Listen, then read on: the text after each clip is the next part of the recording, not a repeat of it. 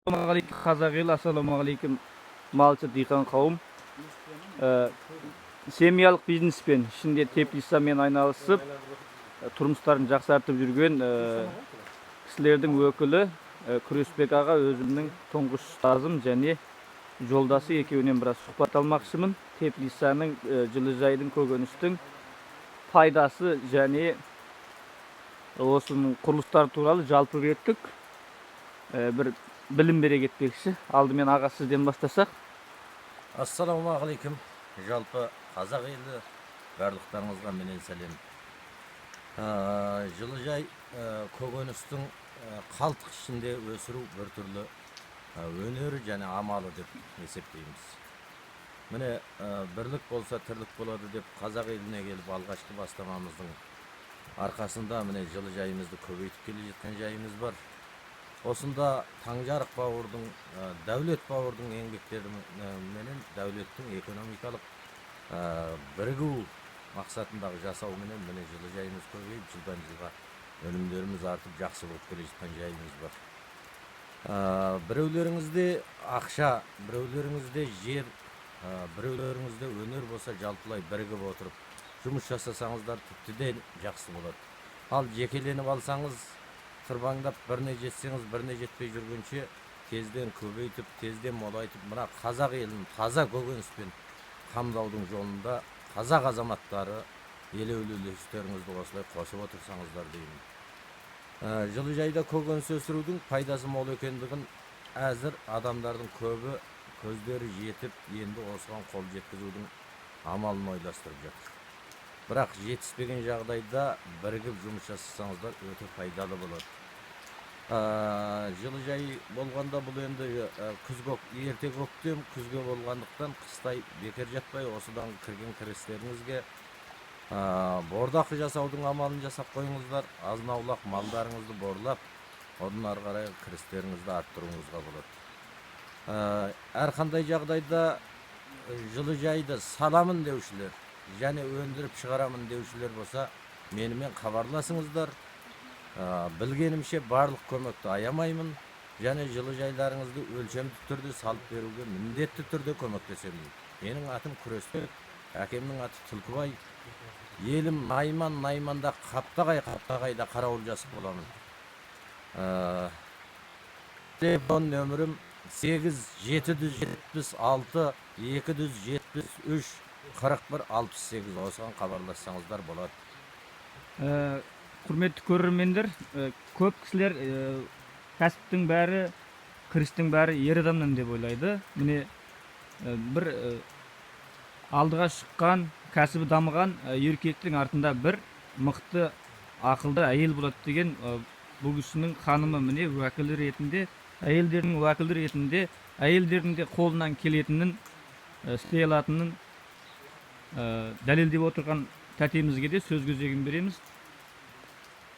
Сәлеметсіздер, барша Қазақстандағы барлық әйел жолдастар. Менің айтатыным мінекей жаңа жоғарыда менің жолдасым сөйлегендей, осындай кәсіппен айлану керек. Барша әйелдер, енді әзір көп әйелдер ана жер мына жерге барып 2.000 теңгеге жұмыс істеп жүр.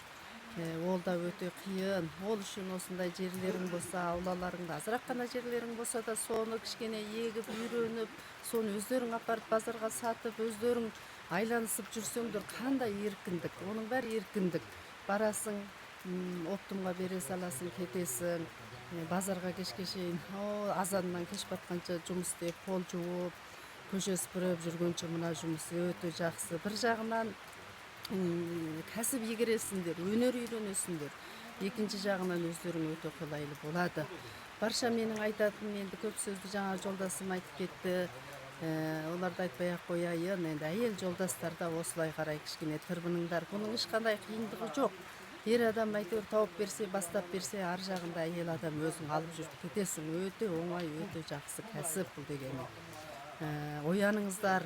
Мына Таңжарық бауырым мінекей келді, қазақ еліне келіп, барлық адамдарды ұйымдастырып, барлығының санасын оятып, барлығын талпындырып жатыр. Бұл деген қандай тамаша, қандай күшті білім бұл дегенің. Мінекей, осы бауырымның айтқанына еріп, барлықтарың ояныңыздар. Барлықтарыңыздар осындай кәсіппен шұғылданыңыздар.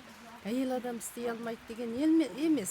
Мен жер тырнадым, мен топырақ қаздым, мен ой қолым ауырды, аяғым ауырды дегенге келмейді бұл. Сен де пол жуасың, көше сыпырасың, соның бәрі аяқ ауыртпай ма? Оған қарағанда бұл деген кешке шейін қолыңды батпаққа сұғып отырмайсың. Дамыды әзір бәрі. Міне тамшылату, суғару дейді. Кешке шейін топырақты не қылмайсың? Бәрі жаңа заманауи болып кетті. Ол үшін бұл өте жақсы нәрсе. Мына Қазақстанда таза өнім таратамыз, таза өнімді таратамыз халыққа. Өте жақсы нәрсе, сұраныста көбейіп бара жатыр. Сол үшін ояныңыздар.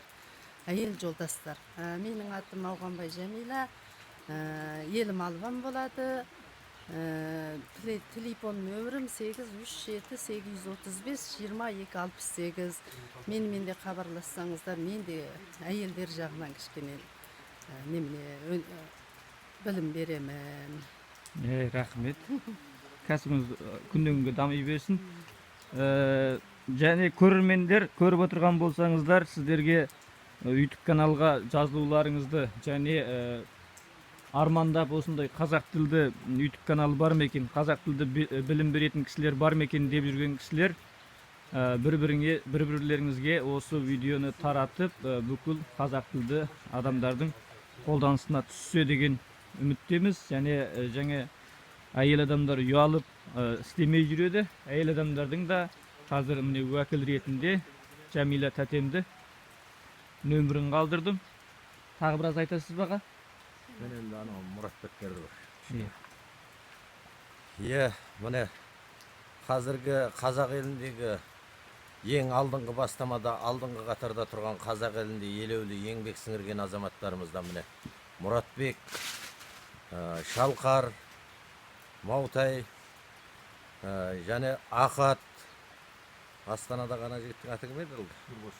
Нұрбосын, Бекбосын, Қадыл, осы сияқты көптеген азаматтарымыздың міне осы Жылыжай ақпаратынан көптеген білімдерді беріп, еңбектерін көрсетіп жатқанына көптен рахмет айтамыз.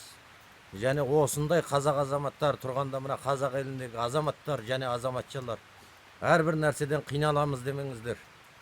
Осы жігіттердің қайсысынан сұрасаңыздар, барлық уақытта көмектесуге дайын. Және қандай тұқым, қандай нәрсе керектігін барлығын толық айтсаңыз, толығымен жеткізіп беруге кепіл болады. Мұратбек Агро деген қазіргі Қазақстандағы ең алдыда тұрған азаматтарымыздың бірі. Осы жігітпен көптеп хабарлассаңыздар, барлық жалпы білімді алуға болады. Рахмет. Жаңа Күреспек ада айта кетті, Мұрат Агро деген магазиніміз бар. Негізгі орны Алматы облысы Еңбекші Қазақ ауданы Бәйтерек ауылында Мұрат Агро деген магазин және Мұрат Агро деген жылыжай шаруашылығымыз бар. Ол кісінің нөмірін мен арқылы хабарласып тапсаңыздар да болады. Алдыңғы видеоларда нөмірде болған. Енді келергі видеолар негізі сол жаңағы Мұрат Агро жылыжай шаруашылығында болады. Себебі мен сол жерде жұмысшы болып істеймін. Сол жердің жылыжайдың жүруіне жаңағы агро магазинге және жылыжай шаруашылығына Мұратбек ағаға көмекші болып істеймін. Алла қаласа ол жерде алда көшеттердің қалай жетілуі, тұқымды қалай тасталуы, сол тұрғысында қолымнан келгенше мен видео түсіріп таратып тұратын боламын. Және жалғасты жаңағы айтқан өзіміздің ұжымдағы, тобымыздағы мамандардың кез келгеніне сіздермен байланыстырам. Кез келгеніне байланысқа шығып көмектессеңіздер, көмек сұрасаңыздар, мен арада дәнекерлік рол атқарамын. Менің аты жөнімді білесіздер. Осылай, баршаңызға рахмет көргендеріңізге. Видео ұнаған болса, барша қазақ тілді қазақстандық халықтарға жетүүн, көрүүн, ар бир жекенин өзүнүн турмушун жакшартууна тилектесмин. Ошол үчүн азды көптү көмөк керек. Бир көрсө бир көрмөй жатыр. Осы видеоларды таратсаңыздар деген өтүнүш, және YouTube каналдарымызга жазылсаңыздар, тиркелсеңиздер деген өтүнүш. Рахмет.